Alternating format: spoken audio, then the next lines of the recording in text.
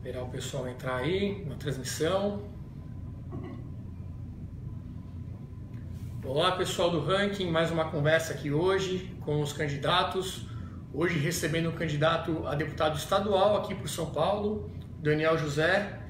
Prazer recebê-lo aqui com a gente.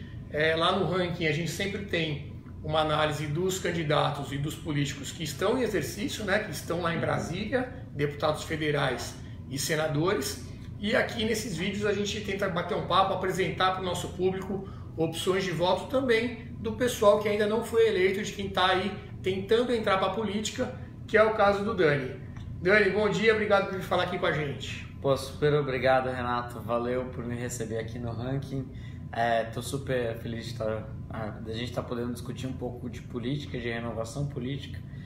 Tem uma frase do João Amoedo, meu candidato a presidente. Partido Novo, você, Partido né? Novo. Tá. E ele fala que com os políticos que a gente tem, a gente não vai fazer as mudanças que a gente precisa, nem ter o Brasil que a gente quer. Então, renovar a política é muito importante. E vocês darem espaços também para a gente que está começando aí, marinheiros de primeira viagem, é super legal. Legal. E você é candidato a deputado estadual? Isso, candidato a deputado estadual, primeira vez que eu estou me candidatando.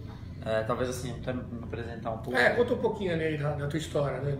Boa, É uma história muito legal. Eu sou de Bragança Paulista, interior de São Paulo. Venho de uma origem tipicamente brasileira, né? Uma origem muito comum. Meu pai hoje tem 95 anos, isso talvez não seja tão comum assim. Nossa! Mas meu pai tem 95 anos. Eu sempre gosto de contar que ele, desde jovem, queria ser padre, aí não deu certo, teve 11 filhos. Nossa! E eu sou o filho mais novo dos 11. Caramba! Mas enfim, eu gosto de falar também que ele quase virou padre porque ele passou valores que são importantes, né? Que eu acho que todo mundo que entra na política deveria ter, né? Tá. Então, você não cortar caminho, você sempre buscar levar uma vida simples, você sempre buscar pensar no outro, né, antes de pensar em você mesmo, assim. Acho que todas essas são três características que todo político deveria ter. Se não tiver uma dessas, é melhor estar longe da política, né? E, enfim, minha mãe começou a trabalhar aos 7 anos de idade, trabalhou a vida inteira como diarista e, enfim, sempre ralou pra caramba, me passou os valores do trabalho duro, de se esforçar, de ter resiliência, esforço e tudo mais. E ela sempre quis estudar, mas nunca teve oportunidade, então ela passou isso pros filhos, né? E aí a gente, estudou pra caramba e conseguiu fazer muita coisa legal. Aí eu estudei economia no INSPER, com bolsas de estudos tanto do fundo de bolsas do INSPER, quanto da Fundação Estudar, que é aquela fundação do Jorge Paulo, Marcelo e o Beto, lá da Ambev, do 3G. E aí, de lá pra cá, muita coisa legal aconteceu, assim. Eu comecei trabalhando no mercado financeiro, trabalhei no JP Morgan, depois no fundo de investimentos que se chama M-Square. Então, aprendi bastante no mercado. E aí resolveu virar político? Não, antes disso, até eu fui trabalhar com refugiados de guerra no Oriente Médio. Nossa! Com refugiados do Iraque e da Síria, que foi onde eu aprendi o valor da liberdade. Então foi vivendo lá, assim, que...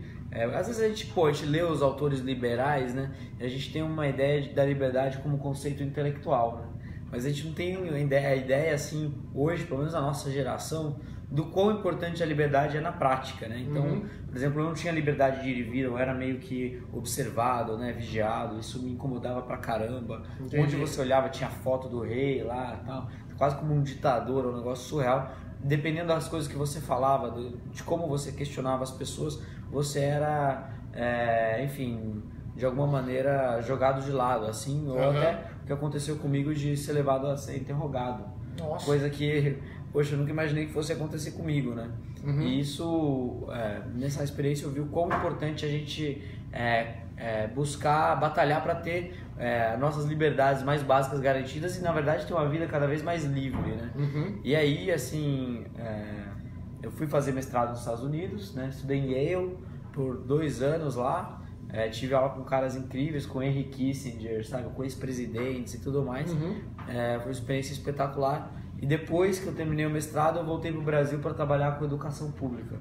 Então, eu ajudei a montar a Falcone Educação, que é a consultoria em educação pública, hoje é a maior do Brasil.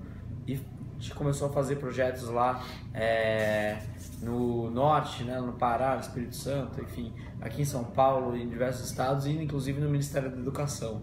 Então, deu para ver que dá para melhorar a educação e que no final de contas não é falta de saber o que fazer ou como fazer, mas é vontade de fazer as coisas acontecerem e de comprar a briga, né? Porque muito que tem na educação é pauta corporativista. Então a gente tem que bater de frente com essas pautas corporativistas para conseguir melhorar a vida dos alunos, né? Então, enfim... O teu foco, então, é a educação. A área de educação é o que você tem como prioridade aí nas suas propostas. Então, é a minha prioridade, eu acho que é a base de tudo, né? Mas eu também não sou um candidato que é um unitemático, assim, né? Eu acho que a gente tem que olhar várias coisas, situação fiscal do Estado, segurança, enfim, vários outros temas que são muito importantes para a nossa realidade aqui no Estado de São Paulo, né? Claro. E que a gente tem que acompanhar de maneira muito próxima, né? Então, assim, eu tenho nas ideias, né, nos projetos que eu tenho escritos, né? Então, educação, combate à corrupção e desburocratização, né? Que é uma pauta bem típica assim, do Novo, a gente mega voltado assim, para o empreendedorismo e para facilitar a vida de quem quer trabalhar, né? Então, facilitar a maneira como a gente abre empresas, enfim, não necessitar de certas licenças para poder trabalhar e por aí vai. Entendi. Agora, explica pra gente um pouquinho, Dani, como é que é a atuação de um deputado estadual, né? A gente está em um período bem fervilhante, pré-eleição.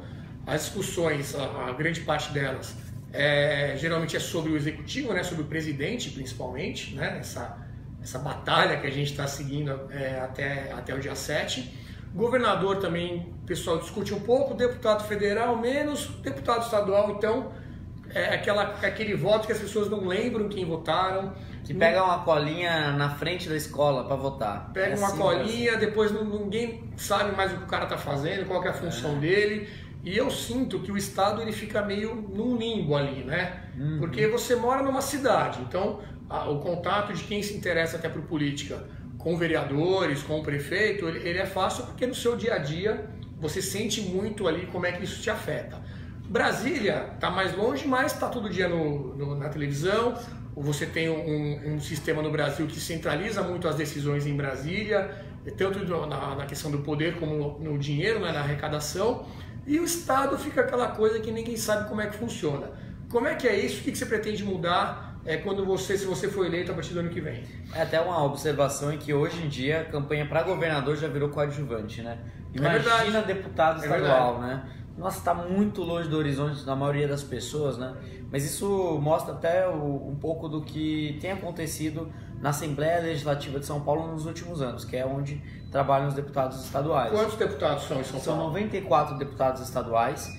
E, na verdade, o legislador no Brasil tem duas grandes responsabilidades, né? A primeira delas é voltada para projetos de lei, então propor, votar e revogar projetos de lei, então às vezes revogar projetos de leis ruins é até mais importante do que tentar empurrar um projeto de lei bom, então, assim, porque tem muita lei ruim por aí, né? E tem uma outra segunda responsabilidade que é muito negligenciada, que é a de fiscalizar o executivo, então fiscalizar o governo do estado, né? O governador e seu secretariado, né? Então isso é uma tarefa muito importante. O que a LESP tem feito até hoje? Eu vou falar a LESP, que é a Assembleia Legislativa de São Paulo, de maneira mais simples, assim, economiza saliva.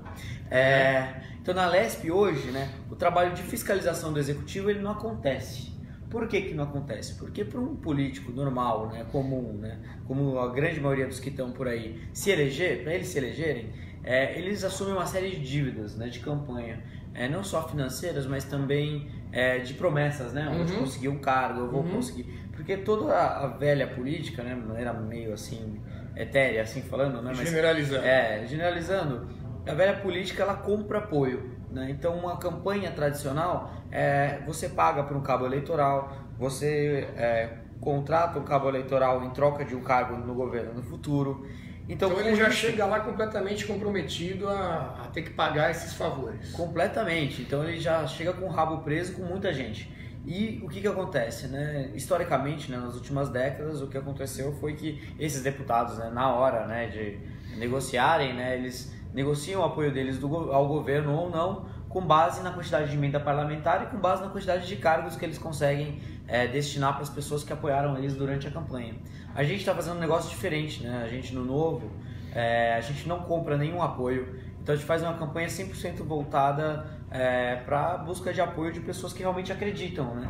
Pessoas que estão engajadas e a fim de renovar a política e que estão alinhadas com aquilo que a gente acredita, né? Com aquilo que a gente defende, e com as nossas pautas, nossas propostas, né? Então, quando a gente chegar lá, a gente vai ter liberdade para fiscalizar o executivo.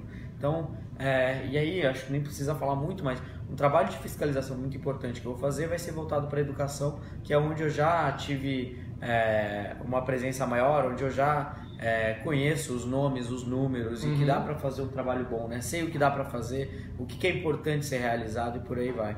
Agora, em projetos de lei, hoje em dia a LESP, ela é muito ineficaz, ineficiente e inócua.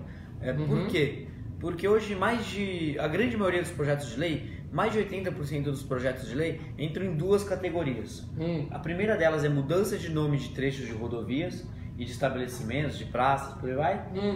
E a segunda delas é a criação de homenagens. Dia Paulista do Tomate, Dia da Ressaca, Dia do Refrigerador. Dia da Ressaca. Dia da Ressaca, isso existe. Inclusive está sendo votado, está em pauta atualmente, a Semana da Conscientização do Perigo de Dormitar Demais. Então, assim, o perigo de dormir demais. Então, isso é o que a LESP Então, a gente existem 94 deputados estaduais para compor que gastam quase 1,2 bilhões de reais por ano. E você está me dizendo que as duas categorias principais de projetos que são lá discutidos nome de rua, de avenida, de monumento, de trecho de rodovias estaduais e o dia da ressaca, o dia do ar-condicionado, você falou também? Dia do refrigerador. Tem também o dia do flashback, tem dia para tudo que é gosto. Não dá, né, gente? Não dá. Isso mostra, assim, a LESP hoje é tão irrelevante que a imprensa nem cobre mais. Pois é. Não tem ninguém da imprensa cobrindo a LESP hoje. Então, assim, é um negócio completamente abandonado. E isso se repete nos outros estados também?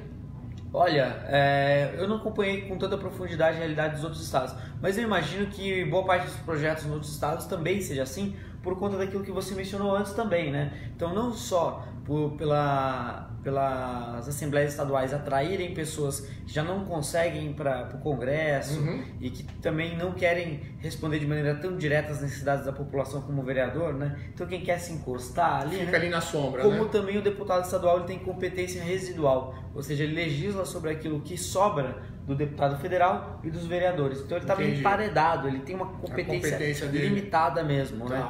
Tanto que isso mostra a necessidade de uma reforma do Pacto Federativo lá no Congresso Federal, para a gente ter mais autonomia na base, ter mais poder mais próximo do cidadão. Então, mais poder para os municípios, mais poder para os estados e menos para o governo federal, que é o que está acontecendo hoje, né?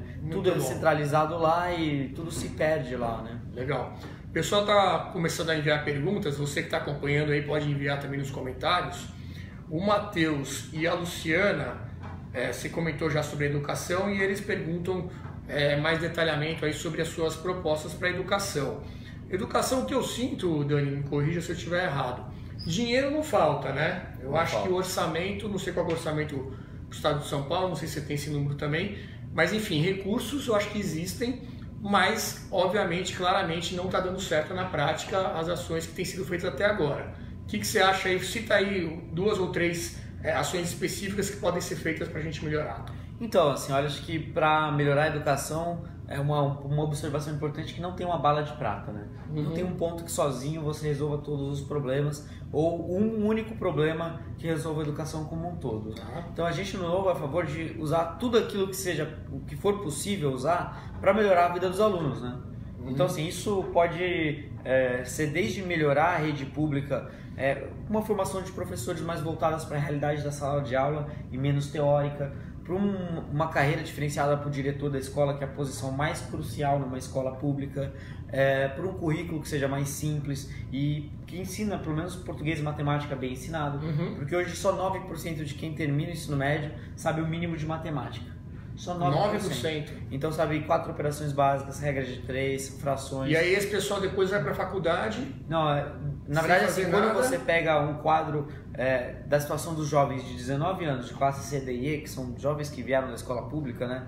A cada 10 alunos, cada 10 jovens, né? Não alunos, a cada 10 jovens, um deles está na faculdade, 2 estão atrasados no ensino médio por conta da defasagem da idade série, ou seja, repetiram 2 anos ou mais, 3 estão trabalhando, muitas vezes de mercado informal, e 4 estão sem fazer nada, né? Que são os jovens neném. Então eles não têm vazão porque eles terminam o ensino médio, os que terminam o ensino médio não sabem o que fazer. Na verdade, 43% dos alunos nem sequer chegam a terminar o ensino médio. Então, assim, o abandono escolar é outro problema gigantesco. Assim, é um mar de coisas que precisam ser feitas. Para dar uma ideia, nenhuma Secretaria de Educação estadual no Brasil sabe na vírgula quantos alunos tem. Nenhuma. Não sabe. Tem esse levantamento. Não acompanha com celeridade o número de faltas dos alunos, a ponto de criar políticas, por exemplo, na academia, nas pesquisas em educação é muito claro que quando o aluno falta 3 vezes seguidas, a probabilidade dele abandonar a escola explode, fica muito maior. Então assim, a gente tem que acompanhar para que, se o aluno faltar 3 vezes, ter uma ação direta ali para tentar minimizar a probabilidade dele ter que abandonar a escola.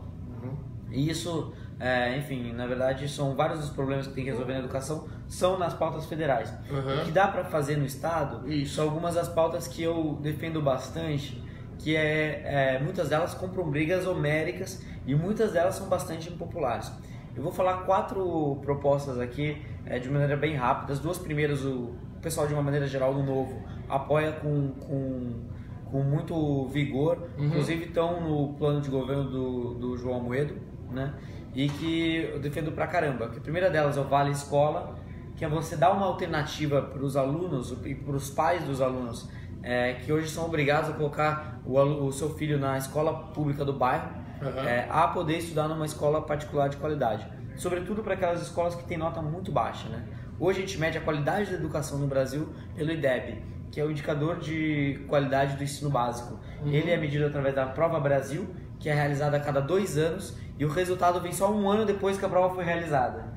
Então, assim, tem um problema enorme. Exatamente. A gente tem que ter avaliações bem mais padronizadas, bem mais frequentes, para ver se os alunos estão aprendendo ou não. Porque quando você vê se o que o aluno aprendeu, ele já foi embora faz tempo. Então já é pós-mortem, né? Então, escolas que têm nota baixa, então, por exemplo, elas vão de 0 a 10, né? Escolas que têm nota 1.2, 0,8, sim, são escolas que quebraram, que faliram. Então, dar uma alternativa para os alunos dessas escolas estudarem numa escola particular de qualidade é muito importante, né? Então, eu acredito que isso é uma alternativa importante. Mas como é que funcionaria, então? Vale Educação, Vale Escola, qual que é o nome? O Vale Escola, o voucher, né? Ele recebe o quê? Um dinheiro que ele tem que usar para a educação do filho, então? Para uma escola que participa do programa. Tá. E aí pode ser uma escola particular? Uma escola particular que tem um nível mínimo de qualidade. Isso é importante, né? Tem uma barreira assim, até para dar um incentivo para que as escolas aumentem sua qualidade e não só aumentem o número de vagas, né? Que é mais ou menos o problema que aconteceu com o FIES. Você expande de uma maneira muito rápida o número de vagas e derruba a qualidade muito rapidamente. Então esse é um problema. É uma ideia boa, mas que acabou acontecendo isso. Acaba acontecendo isso. Na Noruega tem esse mesmo problema. Eles criaram vouchers para todos os alunos, né, de maneira bem mais abrangente, e acabaram derrubando a educação por conta de não colocar um limite de qualidade. Né? Isso, assim, começa devagar, né? Não precisa ser um projeto que comece com um monte de gente. Inclusive testando, né? Eu sinto falta no Brasil de políticas públicas que sejam pautadas em dados empíricos. Experimentar, né? Ver se dá certo. Com metodologia científica, com um grupo de controle para testar assim, o impacto, para ver se funciona e, se funcionar, expandir. Então, assim, uma segunda proposta é a proposta de Charter School, que é usado em vários países do mundo, né? Que é você deixar a escola sob gestão de uma OS ou mesmo de uma empresa. O que é uma OS? Uma OS é uma organização social, pode ser uma ONG, um instituto e por aí vai. Então, como acontece hoje, por exemplo, com os hospitais estaduais, né? Vários deles são geridos por organizações sociais, que são organizações sem fins lucrativos, né? Mas eu também não tenho muito preconceito com empresas, não. Eu acho que se a gente tiver empresas administrando escolas públicas, desde que tenha um plano de metas, né, a serem cumpridos como condição para elas se manterem no trabalho ou não, eu acho que é tudo bem. Você tiraria a gestão do estatal? Tiraria a gestão do estatal e deixaria nas mãos de uma empresa ou de uma OS, claro, com um plano de metas para melhorar as notas de português, matemática, para reduzir o abandono escolar e por aí vai, né? Que se, no final de contas, a vida do aluno melhorar, eu acho que a gente está cumprindo a nossa missão de dar acesso a uma educação de qualidade. A obrigação do Estado não é fornecer na ponta uma educação de qualidade, mas dar o acesso a uma educação de qualidade. Então, pode ser pelas escolas próprias ou por escolas geridas por terceiros, né? Então, eu não tenho nenhum preconceito desde que melhore a vida dos alunos. Legal. Um outro ponto muito importante para melhorar a educação no estado diz respeito aos professores, né? A gente tem dois grandes grupos de professores nas escolas públicas de São Paulo. O primeiro são os professores que se dedicam, que sentem que e tem a pedagogia enfim, o trabalho de ensinar como uma missão, sabe? Enxergam aquilo como um chamado delas, né? E que se dedicam e tudo mais, que não são reconhecidos, né? Quem são os 100 melhores professores do estado de São Paulo? Ninguém sabe, né? Mas eles estão por aí em algum lugar. Então, primeiro valorizar, né, esses professores de diversas maneiras, com prêmios, com remuneração variável, enfim, coisas que eu acho que são super importantes. De um outro lado, tem professores que se aproveitam do excesso de corporativismo que existe por conta dos sindicatos de professores. Essa até é a pergunta da Luciana. Como melhorar a vida dos professores? Então assim, é importante reconhecer que o professor hoje tem uma vida dura, né? Ele ganha mal, ele tem que trabalhar em mais de uma escola para se manter, e a gente tem que buscar reformas para que eles tenham um plano de carreira mais coerente e mais pautado em mérito. Agora, como que vai ser feito isso? A nível federal. E para você mudar a carreira dos professores, a gente precisa antes fazer grandes reformas no país. Reforma da Previdência, reforma administrativa, né, dos funcionários públicos, porque a carreira do professor é a carreira mais numerosa do estado. Então são milhões de professores ao redor do país. Só no estado de São Paulo, salvo engano, são mais de 200 mil professores. Então, se você aumenta em R$100 o salário, você explode as contas públicas, né? Você explode o orçamento do Estado. Então, é importante a gente redefinir, repensar qual que deve ser o papel do Estado para alocar mais recursos para a educação, para aquilo que realmente importa, e menos para entregar carta com correios, para furar postos de petróleo. Fazer o essencial bem, né? Fazer o essencial bem, que é o que o Novo defende, né? Tá. Agora, dado que a gente tem, existe um excesso de corporativismo, né? Em todas as secretarias onde eu trabalhei, eu nunca ouvia em nenhuma reunião nas secretarias a gente falar a palavra aluno. O aluno está em terceiro, quarto, quinto plano. O maior cliente, sob o ponto de vista do Estado hoje, da educação, é o professor. E isso se dá por conta da força que os sindicatos têm. Então a POSP, que é o Sindicato de Professores do Estado de São Paulo, é o maior sindicato de professores do mundo. Então, em um dos maiores sindicatos do mundo de modo geral, contando com metalurgia, com indústrias e por aí vai. Então isso mostra o quão difícil é fazer as mudanças que vão impactar a vida dos alunos, né? Por que eu estou fazendo essa introdução? Porque hoje, mais de 30% dos professores faltam todos os dias às salas de aula. 30% dos professores faltam todos os dias às salas de aula. Então isso faz com que aconteçam duas consequências. Ou o aluno não tenha uma aula que ele tem direito de ter, que o Estado contratou e que o professor continua recebendo, ou então o Estado se vê obrigado a contratar de última hora um professor substituto que custa ainda mais para o Estado, ainda mais caro para o Estado. Então o que acontece, né? Eu sou a favor de criar mecanismos para a gente medir a frequência dos professores, e caso ele não se apresente à sala de aula, descontar do salário dele. Obviamente valorizando os professores. Valorizando os professores que fazem um bom trabalho. Tem os dois lados, né? O professor bom, que se dedica, que tem que ser reconhecido, que se estiver fazendo um bom trabalho, tem que ganhar melhor, tem que ter mais oportunidades. Porque se não fizer diferença ele ser um bom ou mau professor, como qualquer outra profissão, né, que a gente for avaliar, ele vai acabar se desestimulando, enfim, não vai ter nenhum incentivo. Isso acontece Brasil afora, assim, para ser um bom profissional, né? São poucos os heróis que se mantêm décadas assim, trabalhando com aquele senso de missão, mesmo assim todos os dias não sendo valorizado e sendo exprimido por conta de como as políticas voltadas para a educação acontecem no Brasil. Então assim, colocar ponto na sala de aula para medir frequência do professor é importante, porque se ele faltar, desconta, e se ele for mais aulas, melhor, porque os alunos têm mais aulas. E ele é recompensado e a custo zero para o Estado. Legal. Então é uma medida que parece boba, mas que tem um impacto enorme. Vamos supor que os professores faltem para o nível mais adequado, né? 1%. Vamos falar, 1% até um nível alto de faltas. Mas hoje é 30%. Hoje é 30%. Então assim, você aumenta em quase 50% o número de aulas dos alunos a custo zero. né? E se os professores faltarem, descontando do salário deles, né, você gera espaço orçamentário para projetos que dão impacto, para a criação do Vale Escola, para a expansão do ensino médio de tempo integral, que é um projeto que é caro, mas que tem dado muito resultado ao redor do Brasil, e por aí vai. E por último, e bastante polêmico também, eu sou a favor do fim da gratuidade universal das universidades estaduais. Ah, esse ponto eu queria ouvir de você. O que a gente quer dizer com isso, né? Eu acho que quem pode pagar, e os alunos que estudam na USP, Unesp, Unicamp, que têm condições de pagar, deveriam pagar uma mensalidade. Por que eu acho isso, né?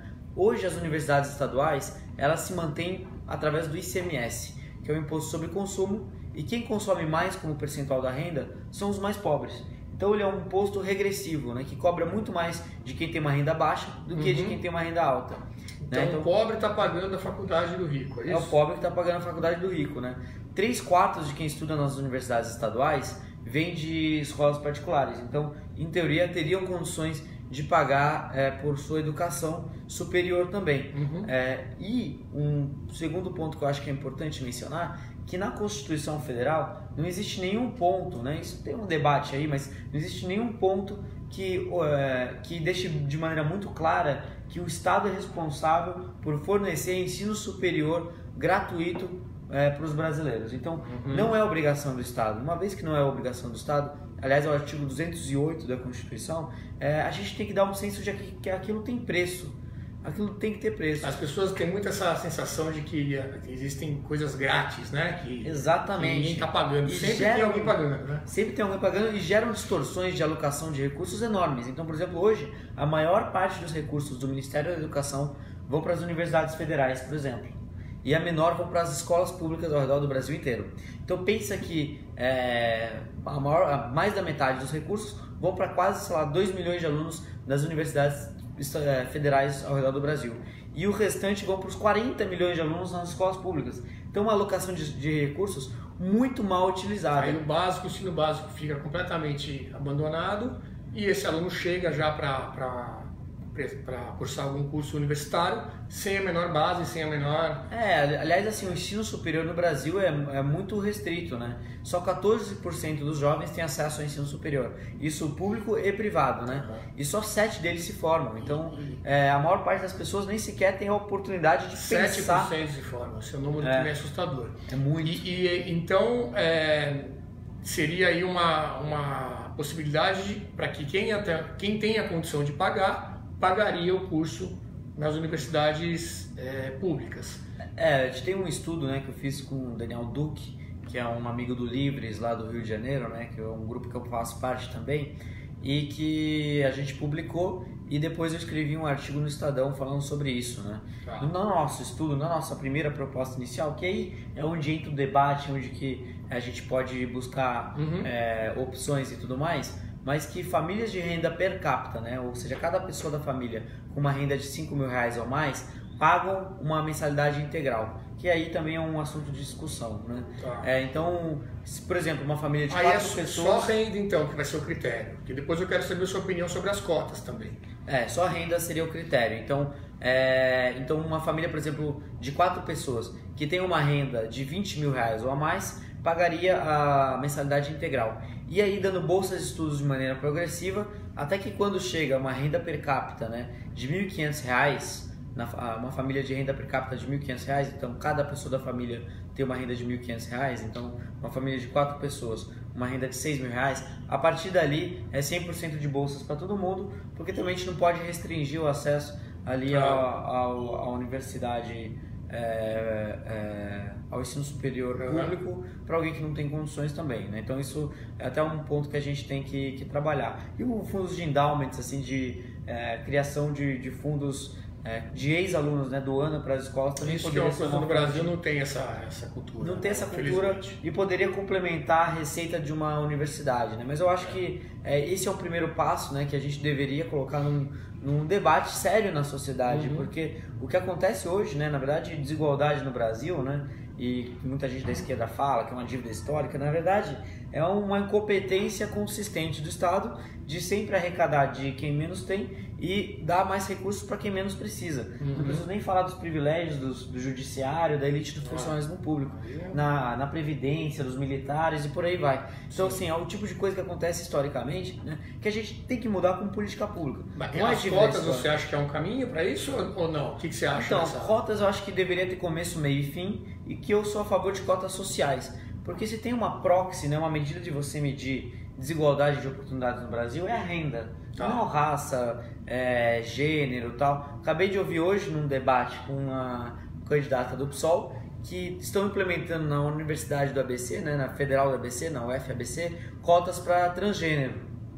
Isso para mim é um absurdo, né? Não porque dívida histórica, mas como assim dívida histórica? No final de contas, quem tem maior dificuldade de entrada nas universidades no Brasil são quem tem renda mais baixa e que por consequência tem que estudar numa escola pública que está falida e que por consequência tem uma educação básica ruim. Então, assim, enquanto a gente não tiver uma educação básica, eu até aceito ter um pouco ali de cotas sociais, né? Mas tem que acabar em algum momento, porque a gente tem que criar incentivos para melhorar o quanto antes a educação básica e fazer de tudo para melhorar a vida dos alunos. Então, isso que eu defendo, assim, né? Eu enxergo que as cotas ali é uma maneira de você estancar a sangria, da mesma maneira como o voucher, né, como o Vale Escola, é uma maneira de estancar a sangria também, né? Dar uma alternativa, enquanto a gente não consegue também melhorar de uma maneira mais rápida o ensino público básico. Legal. Ô Dani, nas nossas postagens, sempre que a gente faz alguma coisa citando o Partido Novo, citando as ideias aí liberais, liberalismo, essa coisa toda, uma crítica muito recorrente é que isso é tudo muito bonito, funciona muito, mas só para os ricos, né? Quem já está com a vida resolvida, quem tem condições de usufruir dessas liberdades todas, dessas condições que o liberalismo prega. Como é que fica para os mais pobres? Por que alguém que tem uma condição de vida pior, que não tem condições aí de ter um dinheiro para estudar, para morar bem, por que essa pessoa deveria aderir às ideias do Partido Novo e aceitar, entender que isso vai ser bom para ela? Como é que você explica isso? Então, a comunicação é um desafio gigantesco, né? A mensagem que a gente quer trazer, eu acho que ela já está sendo compreendida pela sociedade, sobretudo pelas camadas mais pobres da sociedade. Por que eu digo isso? Em 2016 foi feita uma pesquisa para entender por que o Dória deu um pau no Haddad na Prefeitura de São Paulo. E eles chegaram à conclusão, fizeram uma pesquisa qualitativa, a Fundação Perseu Abramo, a fundação do PT, fez uma pesquisa e fizeram algumas perguntas. Quem para você é um empresário? O que você quer da sua vida? O que você vê sobre o Estado brasileiro? Né? E aí, quais foram as respostas que essa pesquisa chegou? Né? Primeiro é que o empresário é o parceiro, é o que dá oportunidades. Então isso é uma maneira como a gente está vendo que está mudando a percepção das pessoas. Pesquisa feita na periferia, então. Na periferia de São Paulo. As pessoas responderam que o empresário não é um inimigo. Não é um vilão, não é um bicho-papão. Na verdade, o empresário é um parceiro, alguém que dá oportunidades, né? O que elas querem da vida? Elas querem crescer com o próprio esforço e mérito. E como que elas enxergam o Estado? O Estado atrapalha. O Estado é horroroso. Então, assim, e essas foram as respostas. Então, as pessoas estão começando a entender estão cada vez mais abertas à mensagem que a gente no Novo pode trazer. Agora, o segundo aspecto disso é a forma da gente se comunicar, que a gente tem que tomar muito cuidado e aprender como se comunicar com grupos diferentes, usar linguagens diferentes que cada um entenda, né? Não adianta nada, eu, por exemplo, participava de uma rádio AM com uma audiência de classe D e E, né? E eu falava que 9% dos alunos não aprendem o mínimo de matemática, mas todos eles vieram da escola pública. Então eles não entendem percentual, então não estão entendendo o que eu estou falando. Então, você vai falar 9% para quem não... Exatamente para aquele que não tem a formação boa de matemática... Ele não entende o que é percentual. Não vai ter, Então assim, eu tenho que falar 1 a cada 10. E quando eu olho, por exemplo, na TV, nos debates, um sujeito tipo o Geraldo Alckmin falando: a gente tem que criar o IVA, simplificar imposto. As pessoas não entendem. Baixar o spread bancário. Não dá, não vai pra frente, né? E por isso até que a mensagem do Bolsonaro chega com uma aceitação muito maior. Ele fala: não dá, tem que trocar, tem que acabar tudo aí. Então isso daí, assim, é uma maneira de você se comunicar que vai muito mais direto, na maneira como as pessoas podem entender, né? Então é um desafio muito grande pra gente no Novo. É difícil a gente falar, muita gente fala que o Novo defende o Estado mínimo. Mas é difícil você falar, por exemplo, o estado mínimo para alguém que não tem esgoto na frente de casa. O estado já não está ali, não existe estado ali. Quando a escola pública é ruim, o estado não está presente de uma maneira plena. Então o que eu acho? Assim, a gente tem que mostrar para as pessoas que o que a gente enxerga como estado ideal é um estado que é focado e eficiente. Ele se restringe àquilo que é realmente básico e que mais faz a diferença na vida das pessoas. Educação básica, acesso à educação básica de qualidade, acesso a uma saúde de qualidade e a uma segurança pública que funcione, que seja efetiva. Então, a partir do momento que a escola do bairro, em qualquer lugar no Brasil, for boa, que ela for com uma estrutura boa, que a educação seja bem feita, que a carreira dos professores seja legal, mas que, enfim, seja cobrada por resultados, a partir do momento que tiver esgoto na frente de casa e tudo mais, elas vão entender que o Estado pode ser, que o que a gente está querendo trazer como pautas liberais, podem ser uma boa pauta, né? E se desfazer daquilo que não é função do Estado, né? A gente tem hoje um Estado que cuida de entrega de cartas, que é monopolista na entrega de cartas através do Correios e que dá prejuízo de 2 bilhões de reais por ano. É um monopolista que dá prejuízo. Isso mostra quanto o Estado é inadequado, né? Então, isso para não falar daquelas outras empresas estatais que é uma loucura, né? Então, assim, se a gente focar naquilo que realmente importa, aumentar, facilitar a vida de quem quer trabalhar, no final de contas, o empresário não é só quem tem uma grande indústria, não é só quem tem uma grande empresa, é quem quer vender café da manhã do lado do ponto de ônibus para quem está indo trabalhar, é para quem quer vender CD ou, sei lá, roupas na 25 de março, sabe? E esses são empreendedores também. Então, assim, a gente tem que acabar com essa ideia de que o empresário é só aquele cara... Que acaba na informalidade justamente por esses obstáculos Exatamente. todos de burocracia, de regulamentações que sufocam esse empreendedor aí que não é um empresário engravatado, né? Que a gente está acostumado a essa Exatamente. E o povo brasileiro é um povo empreendedor, um povo criativo, um povo que se você tirar as rédeas, né, daquilo que o Estado impede ele de trabalhar, vai crescer muito. Porque assim, com essas duas combinações de esforço e criatividade, assim, dá para chegar muito longe, né? Legal. Dani, a gente está chegando aqui no final do nosso bate-papo, muito bacana, muito interessante. Bom, acho que vale um comentário seu também sobre a grande eleição aí, a gente já falou disso no começo, né, que está todo mundo discutindo, uma guerra de informações, notícias para tudo quanto é lado. O que você está achando, cara? O que vai dar? Nossa, eu acho que, poxa vida, eu estou trabalhando muito para que o João consiga crescer, o João Amoedo, nosso candidato a presidente. Então, para mim, primeiro turno, uma das coisas que a gente mais tem que combater é o voto útil, assim. Útil para quem, né?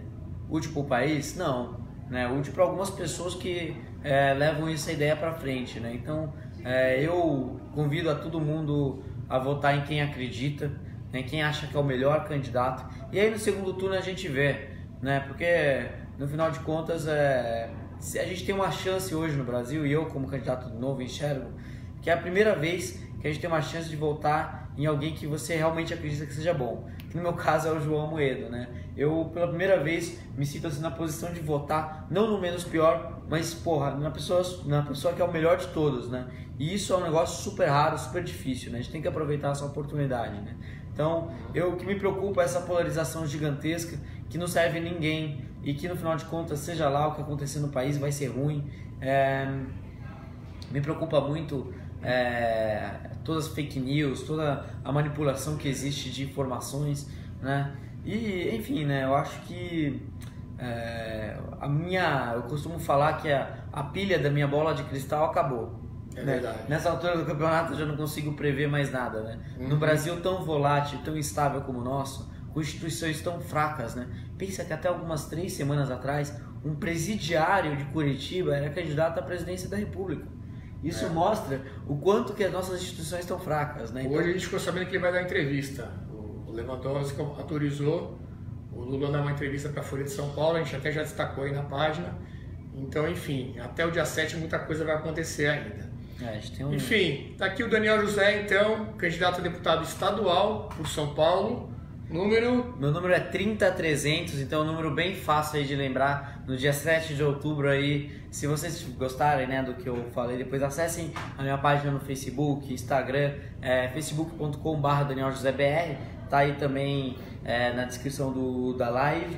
E o meu Instagram é @DanielJoséBR. Então acompanhem lá as nossas propostas que a gente tem para oferecer. Se vocês gostarem, eu conto com o apoio de vocês e ajudem a multiplicar, porque é isso que ganha o jogo. Então, se vocês gostarem, votem 30-300 no dia 7 de outubro. Tamo junto. Muito bom.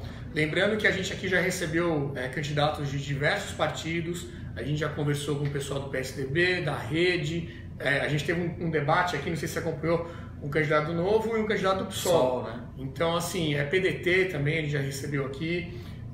Enfim, a gente sempre abre esse espaço para dar opção aí para quem está procurando também candidatos novos, candidatos que não estão lá no ranking, e também reforçar aqui para que você acesse politicos.org.br para ver lá o nosso ranking para o Legislativo Federal, para deputados federais e senadores. E, enfim, e aí vamos batendo esse papo, tá chegando a hora, gente, não vamos deixar isso de lado, não deixe de votar, porque daqui e os próximos 4 anos depende da gente se informar e fazer a melhor escolha. E aliás, até um amigo meu, Edu Mufarrege, né, que é fundador do Renova BR, um programa, né, de renovação política, ele tem uma frase muito legal que eu gosto de se repetir sempre, né, que nesse ano, né, nesses próximos dias, a gente não pode ficar em cima de 2 lugares, em cima do muro e em cima do sofá. A gente tem que tomar partido, escolher um lado, escolher algum candidato bom e buscar trabalhar para multiplicar a mensagem dele, para que a renovação política aconteça no Brasil e para que essas pessoas possam dedicar os próximos 4 anos para trabalhar por todo mundo, né? É isso aí. Valeu, pessoal. Até a próxima. Obrigado.